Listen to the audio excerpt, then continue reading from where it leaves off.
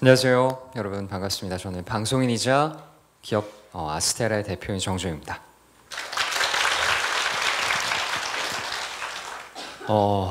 제가 사실 이 자리에 서도 되는지 모르겠어요. 저는 뭐 노래를 준비한 것도 아니고 책을 쓴 것도 아니고 세계 일주를 해본 것도 아닙니다. 지금까지 강연을 해주신 이분들은 정말 대단하신 분들인데 저는 아직 이뤄낸 게 없는 사람이에요. 근데 이 자리에 불러주셔서 정말 의아했습니다. 어떻게 감사하면서도 의아해서 친구들한테 한번 물어봤어요. 주변에 계신 분들한테 도대체 내가 잘하는 게 뭘까? 내가 남들보다 뛰어난 게 뭘까? 하나 정도는 있지 않을까? 있으면 좀 얘기해줘 라고 했는데 공통적으로 온 답변이 있었어요. 저는 굉장히 긍정적인 사람이었습니다. 그래서 오늘 주제를 뭐 다른 거는 못하겠고 긍정의 힘에 대해서 한번 얘기해 보려고 해요.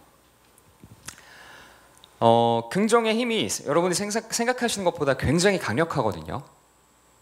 뭐 저도 이런 대학교 때 강연 가가지고 연사분이 하는 강연 듣고 했는데 사실 안 들어요. 듣고 그냥 넘겨요. 뭐 어차피 될 대로 되라지 뭐 이러는데 저도 그거 기대하고 왔지만 제가 지금 말씀드리는 여러분들에게 조금이나마 도움이 될 수 있는 강연 준비했으니까 앞으로 15분만 집중해 주시면 감사하겠습니다. 지금 계신 분들 중에 단 한 명의 인생이라도 바꿔놓을 수 있다면 저는 굉장히 뿌듯할 것 같아요. 자, 오늘 TEDx의 주제가 아웃라인이에요. 그죠? 인간은 한계에 부딪혔을 때 좌절합니다. 아웃라인, 즉 윤곽, 목표치, 한계점. 사람들마다 각기 다른 한계점을 가지고 있습니다. 좀 더 쉽게 예를 들어서 보여드릴게요. 학교에 왔으니까 학점으로 예를 한번 들어보겠습니다. 이번 학기에 정말 어려운 수업을 하나 수강을 했고 목표를 C로 잡은 학생이 있을 수 있어요. 근데 어려운 수업이지만 나는 한번 해봐야지 하고 A를 목표로 잡는 학생이 있습니다. 각기 다른 한계점, 아웃라인을 잡은 거죠. 그럼 학기 말에 이 학생들이 B를 받을 확률이 어떤 그룹군에 속한 학생들이 더 높을까요? A를 목표했던 사람들은 B를 받을 확률이 훨씬 더 높겠죠. 근데 C를 목표했던 사람들, 그러니까 자신의 목표를 C로 잡고 한계를 그냥 그어버린 사람들은 C 이상으로 올라가기가 굉장히 어렵습니다. 그래서 말씀드리고 싶은 건요, 아웃라인을 설정하는 것, 그러니까 즉 여러분의 삶을 살아가는데 굉장히 중요한 사고방식을 설정하는 것과 같습니다. 저는 모든 일을 할 때 잘 될 것이다 라는 믿음과 기대를 가지고 일을 해요. 그렇게 되면 상상했던 것보다 훨씬 더 좋은 결과가 나오더라고요. 기대에 못 미치더라도 그래도 만족할 수 있는 수준까지는 나오더라고요. 굉장히 뻔한 얘기죠. 사실 뭐 긍정적으로 생각하고 목표를 높게 잡아라. 저도 예전에 이렇게 생각했던 것 같아요. 어른들이 뭐 그냥 야 좋게 생각해. 근데 저는 어릴 때 항상 이런 생각을 했어요. 믿는다고 다 되면은 누가 안 믿겠냐. 물론 믿는다고 다 이루어지는 건 아닙니다. 다 A 받고 싶다고 해서 A를 받을 수 있는 것도 아니고요. 뭐 장학금 받고 싶다고 해서 받을 수 있는 것도 아니고 뭐 이상형 예를 들어 봅시다. 여러분들 이상형 있으시잖아요. 이상형 만나는 게 쉬울까요? 쉽지 않죠. 네. 아직도 한 번도 못 만나봤습니다. 네. 박서준, 공유 만나고 싶은데 만날 수 있겠어요? 솔직히. 그래서 가끔 사람들은 이렇게 생각합니다. 목표를 크게 갖는 것이, 긍정적인 사고를 하는 것이 때로는 무의미하고 비현실적인 것이다. 그러니까 긍정적으로 생각할 필요가 없다. 근데요, 목표를 가지고 상상을 하는 것, 상상을 해서 그 안에 존재하는 것들로 인해서 어떻게든 결과가 바뀔 수 있거든요. 그 상상이 산출해내는 결과는 결국 실제일 수 있습니다, 여러분. 그렇기 때문에 목표를 크게 다는 것이 절대 나쁜 것이 아니에요. 아직도 안 믿는 분들이 계실 거예요. 그래서 제가 좀 이야기를 하나 준비했는데 한번 들어보실래요? 되게 재밌어요. 나쁘지 않아요. 어떤 섬에 살인사건이 발생했습니다. 무섭죠? 살인을 한 사람을 찾아야 될 거 아니야. 그래서 무당을 불렀어요. 무당을 불러가지고 마법의 약을 만듭니다. 그 무당왈, 살인을 저지른 사람이 아니면 이 마법의 약은 아무런 영향도 미치지 않을 거야. 근데 네가 만약에 살인을 저질렀다면 죽을 거야. 그리고 모든 혐의자에게 이 약을 먹였습니다. 어떻게 됐을까요? 대다수의 사람들은 그냥 아무런 일도 없이 넘어갔는데 딱 한 사람은 그날 밤 시름시름 앓다가 결국 죽음을 맞이했어요. 근데 알고 보니까 이 무당이 어떻게 했는지 너무 궁금해서 물어보니까 이 마법의 약 안에는 아주 약한 독성을 띠는 물질을 넣었대요. 그러니까 거의 대다수의 사람들에게는 영향을 미치지 않는데 오직 그 한 사람, 살인을 저지른 사람은 불안했던 거죠. 아, 내가 살인을 저질렀는데 나 진짜 죽겠구나. 그런 생각 때문에 결국 죽음을 맞이한 것이죠. 우리의 마음가짐이 우리가 어떤 것을 믿느냐가 얼마나 중요한 것인지를 보여주는 거예요. 너무 말도 안 되나요, 여러분? 근데 비슷한 게 있어요. 혹시 플라시보 의학 효과라고 들어보셨나요? 의학 효과, 즉 가짜 약 효과입니다. 굉장히 많이 사용돼요. 그러니까 의사가 처방해주는 약이 사실 효과가 없는 무의미한 약인데 뭐 감기를 걸렸다고 했을 때 그냥 비타민제만 처방을 해줬는데 의사의 말을 믿은 환자는 실제로 효과를 보는 거죠. 이게 바로 자기충족적 예언입니다. 유럽에서는 실제로 절반 이상이 플라시보 효과를 믿고 처방을 한다고 해요. 의사들이 그냥 그렇게 처방을 한다고 해요. 대단하죠. 근데 뭐 아까 이상형 얘기했던 것처럼 플라시보 효과가 전능한 건 아닙니다. 너무 저를 믿고 뭐 예를 들어서 손가락이 절단이 됐어요. 근데 야 정재호가 그랬는데 믿으면 된대. 야 자라날 거야. 손가락 기다려봐. 절대 안 됩니다. 뭐 화상을 입었는데 안 될 수 있어요. 자기를 긍정하는 행위가 뭐 가끔은 먹힐 수 있지만 모든 문제를 해결하는 마스터키는 아닐 수 있습니다. 이 플라시보 효과도 주관적인 증상들, 뭐 예를 들면 우울증이라든지 약한 통증, 약한 뭐 감기 이런 거에는 잘 먹힐 수 있어요. 일정 삶의 영역에선 정말 잘 먹힐 수 있습니다. 그럼 지금 나보러 어떻게 하라는 거야? 지금 믿으라는 거야? 말라는 거야? 지금 멘탈 붕괴가 오셨을 텐데 한 가지 예를 더 들어드릴게요. 이 믿음이라는 게 생각보다 굉장히 강력합니다. 그러니까 뭐 극단적인 예 하나만 더 들어볼게요. 여러분이 생각할 수 있는 가장 극단적인 예가 뭐가 있을까요? 전쟁? 전쟁. 네. 1950년 한국 전쟁이 발발했을 때 북한군은 중공군이 도움을 줬고요. 남한군은 미군이 도움을 줬습니다. 근데 너무 아쉽게도 미군 7,000명이 포로로 잡혀가요. 중공군한테. 포로로 잡혀가서 막 고된 고문 받고 난리도 아니었습니다. 그때 미군들은 점차 희망을 잃고 자신의 운명을 통제받았다는 것에 삶의 목표를 잃어버립니다. 탈출의 의지도 잃어버려요. 그리고 6년이 지나서 1956년도에 휴전을 했는데 어떻게 됐을까요? 그 포로들. 귀환을 했지만 정말 최상의 의료진이 붙었지만 방법이 없었습니다. 특별한 뭐 병명이 있는 것도 아니에요. 문제가 있는 것도 아닌데 이 사람들은 삶의 목표를 잃어버린 사람들이에요. 정말 고분고분한 사람이 되었고 뚜렷한 이유도 없이 3분의 1이 죽어나갔습니다. 근데 반대로 남한은 연합군이죠. 터키가 도와줬었거든요. 형제 나라 이러잖아요.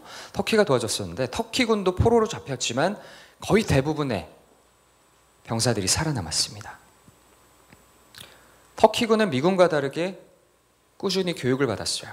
너네가 포로로 잡혔을 때 삶의 의지를 잃지 마라. 팀을 이루어서 서로를 도와라. 절대로 포기하지 마라. 라는 식으로 지속적으로 교육을 받았다고 합니다. 누구 하나의 믿음의 불씨가 꺼져서 막 죽으려고 할 때 옆에서 도움을 준 거죠. 팀원이 불씨를 다시 키워준 거예요. 근데 미군은 어땠죠? 불씨가 꺼질 대로 꺼지고 고문을 받는 게 그냥 당연해진 거예요. 아, 나는 어차피 죽을 사람이니까. 그게 바로 학습된 무기력입니다. Learned helplessness. 여기 영어 하시는 분 계셔가지고 한번 해봤습니다. 네, Learned helplessness, 학습된 무기력. 오늘의 주제가 그 아웃라인이잖아요. 아웃라인을 너무 작게 가져가서 이 무기력증이 생긴다고 생각합니다. 그럼 이 무기력증을 어떻게 해결할 수 있을까요? 바로 긍정의 힘이에요. 정말 뻔하지만 긍정적인 사고만으로도 이 문제를 해결할 수 있습니다. 어떠한 상황에서도 나는 할 수 있다라고 믿으면 될 수 있어요. 전쟁 사례, 마법, 약, 예시를 통해서 어느 정도 증명해드렸다고 생각합니다. 지금 그래도 좌절감을 느끼시는 분들이 있으면 한번 되돌아보세요. 외부를 탓하고 있는 건 아닌지, 먼저 자신에 대한 믿음을 잃은 건 아닌지, 실패하는 것이 그냥 습관화된 것은 아닌지 한번 되돌아보세요. 전쟁통보다 더 극한의 상황이었던 나치 수용소에서 생존한 사람이 있습니다. 바로 빅터 프랭클이라는 사람인데요. 이 사람은 이렇게 얘기했어요. 아무리 절망스러운 상황에서도 도저히 피할 걸 볼 수 있다. 다른 거 다 필요 없고 믿음만 가지고도 나치 수용소에서 살아남은 사람이다. 대단하죠? 여러분, 호주가 어디 있는지 아세요? 대한민국에서 경도를 중심으로 이렇게 쭉 내려오다 보면 오세아니아 대륙이 있고요. 그 안에 호주가 있습니다. 거리상으로는 굉장히 짧아 보이는데 비행시간은 이상하게 길어요. 왜 그런지 아세요? 바로 편서풍이 존재하기 때문입니다. 서쪽에서 동쪽으로 부는 바람이 정말 세게 불어서 비행기가 호주만 보고 달리면 이상한 데로 갈 거예요. 막 하와이 이런 데로 갈 수도 있어요. 그렇기 때문에 편서풍이라는 극한의 상황을 인지하고 서쪽으로 달려야 되는 거죠. 포기하지 않고 비행기가 열심히 달리다 보면 어느 순간 목표하는 호주에 갈 수 있다는 것 말입니다.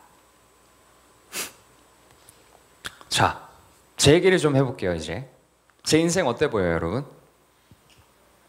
행복해 보이죠? 막 고생 한 번도 안 해봤을 것 같고 인생 되게 쉽게 살 것 같고 그렇게 많이 보십니다. 근데 절대 아니거든요.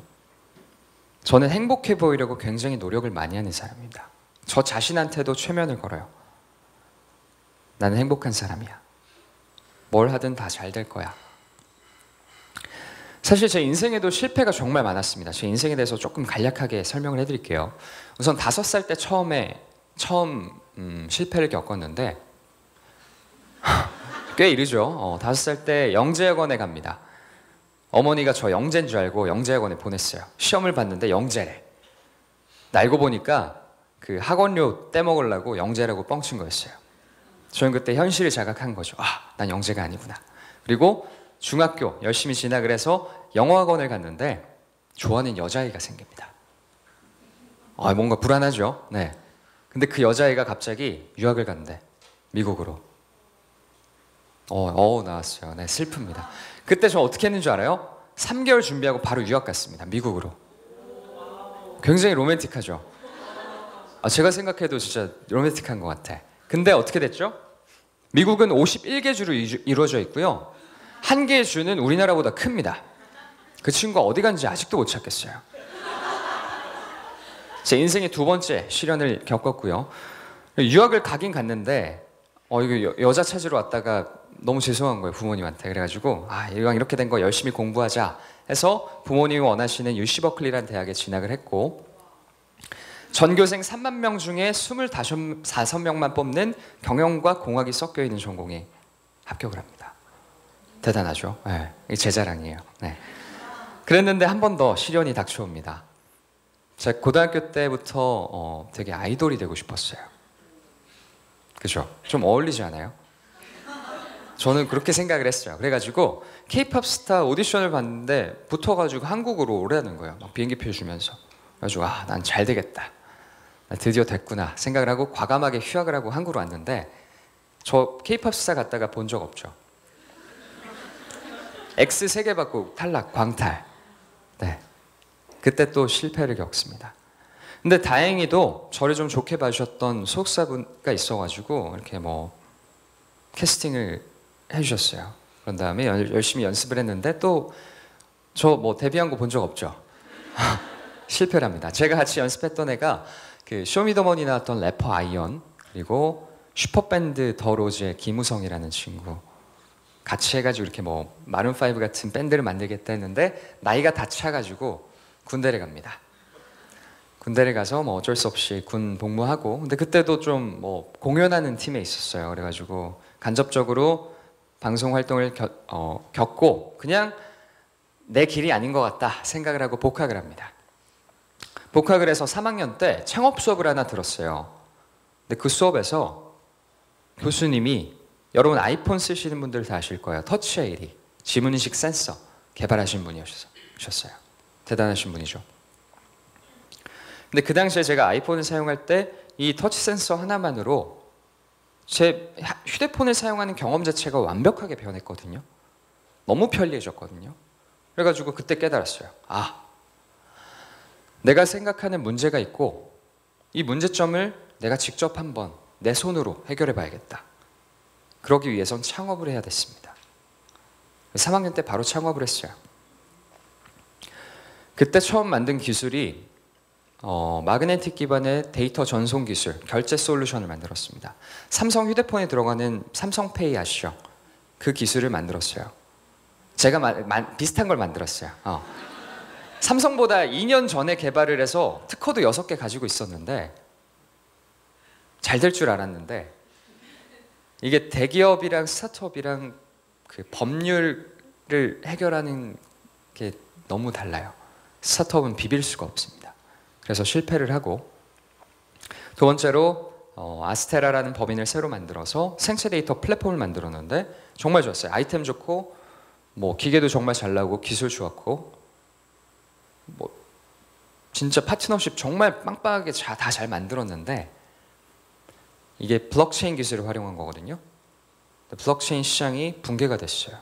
그래서 어쩔 수 없이 피벗을 결정하게 됐고, 지금 마지막으로 이플이라는 사업을 시작했고, 아까 말씀드렸던 것처럼 실패를 거듭하다 보니까 저도 배운 게 있었나 봐요. 2달 만에 BM 만들고 사업 개발 완료했고요.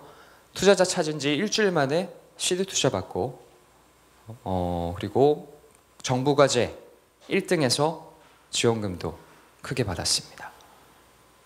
대단하죠.